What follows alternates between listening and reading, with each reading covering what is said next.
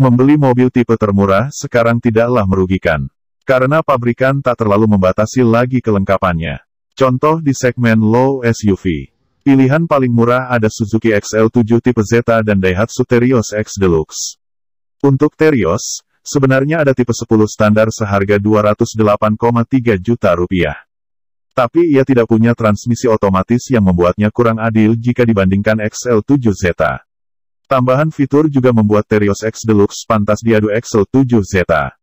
Harganya paling menggiurkan, Rp218,3 juta MT, dan Rp228,3 juta ET. Suzuki XL7 Zeta lebih mahal dengan banderol Rp230 juta MT, dan Rp240,5 juta ET. Selisih sekitar Rp12 juta bukan berarti XL7 lebih layak dibeli, begitu pula sebaliknya. Pasti ada kelebihan masing-masing yang akan kami ulas berikut ini.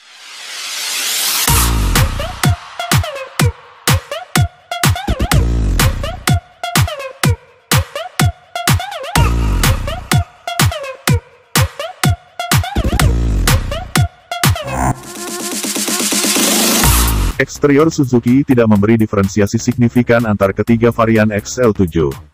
Mayoritas desain sama dengan tipe atasnya, Beta. Headlamp LED lengkap dengan Daytime Running Light, DRL.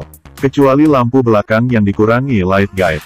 Aksesori penunjang kesan gagah ala SUV persis sama seperti tipe Beta dan Alpha. Desain dan ukuran pelek pun serupa. Agar ada penyederhanaan, gagang pintu dikelir sewarna bodi, bukan kromium.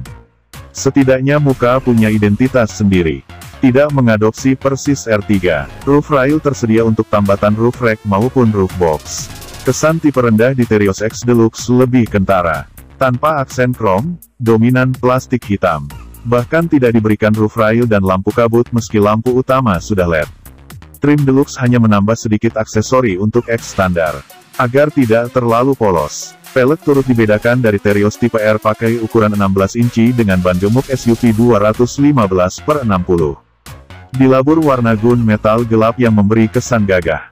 Terios X Deluxe sangat mencirikan SUV sejati ketimbang XL7 Zeta yang berbasis MPV yang ditinggikan. Dari sasis unibody dan penggerak roda belakang, RWD, sudah menggambarkan itu.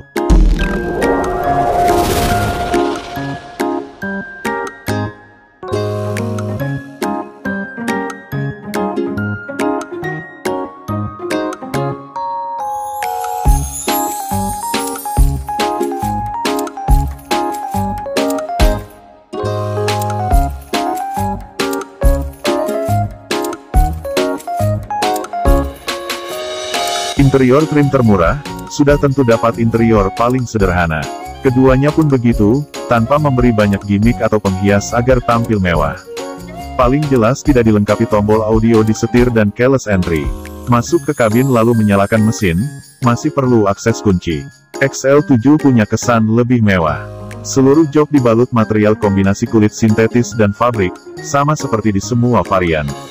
Busa joknya juga lebih tebal dari Terios. Nyaman diduduki untuk perjalanan panjang. Kursi pengemudi bisa jadi fokus perhatian. Avanza Xenia hingga turunannya Rush Terios, tidak pernah senyaman R3. Mengenai kelegaan kabin, hampir sama. XL7 tertolong platform baru R3 yang bikin kabin tambah lapang. Tapi untuk baris ketiga, Terios sedikit unggul. Model pelipatan kursi keduanya juga lain. XL7 mampu terlipat rata lantai untuk baris kedua dan ketiga.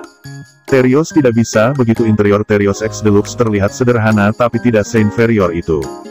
Meski akan sangat terasa material plastik tipis murahan di beberapa panel, tak sebaik XL7. Beruntung pengaturan AC sudah model tombol dengan layar digital. Itu pun juga diterapkan oleh XL7 Zeta. Power outlet di Terios cuma ada di depan. XL7 Zeta tersedia di baris pertama dan kedua.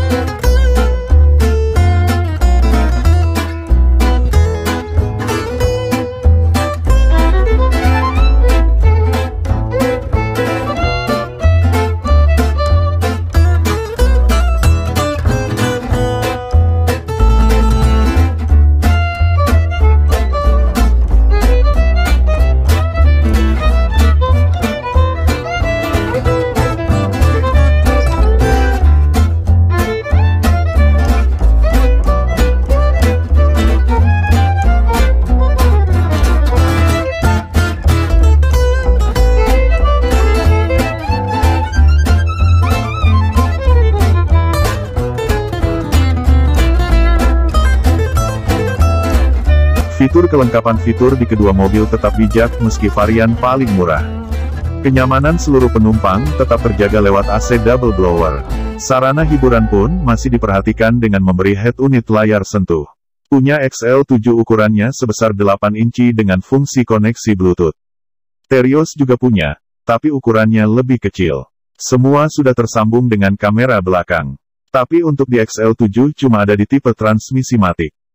Fitur keselamatan dan keamanan sangat memadai.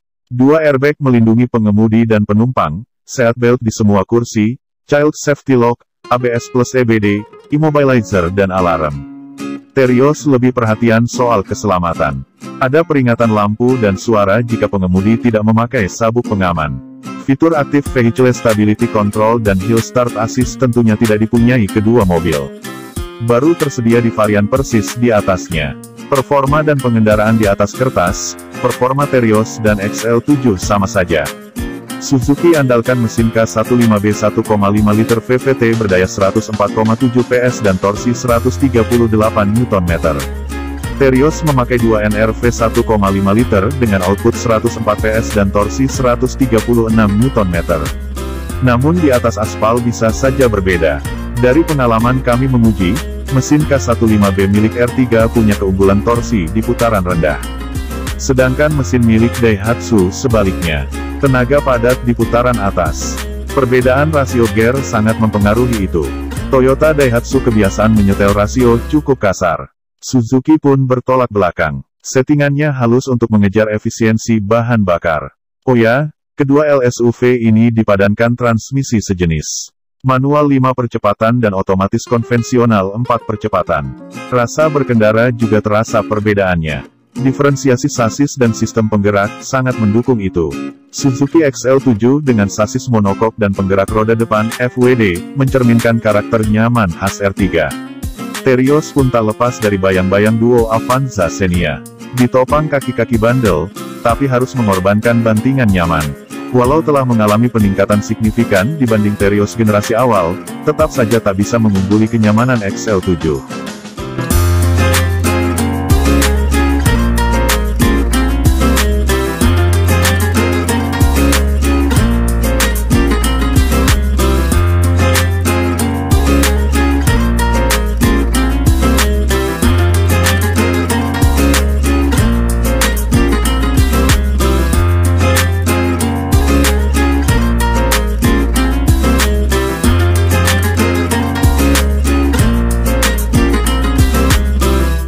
Simpulan dari penjabaran di atas, tersibaklah keunggulan dan kekurangan masing-masing mobil.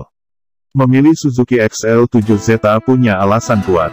Mobil ini punya desain lebih segar, eksterior-interior sama mewahnya dengan varian termahal, fitur lengkap, lalu rasa berkendara yang nyaman. Kalau mencari kualitas berkendara tinggi, XL7 jawabannya. Terios X Deluxe sebenarnya tak kalah menarik. Kalau Anda lebih sering berjibaku di kontur jalan bervariatif, kekuatan kaki Terios tak perlu diragukan lagi. Jiwanya SUV sejati, karena berkonstruksi FR, front rear, dan sasis semi monokok yang cocok menghadapi medan cukup berat. Lagi pula harganya amatlah menggiurkan tanpa mengurangi fitur-fitur penting. Silakan pilih yang mana.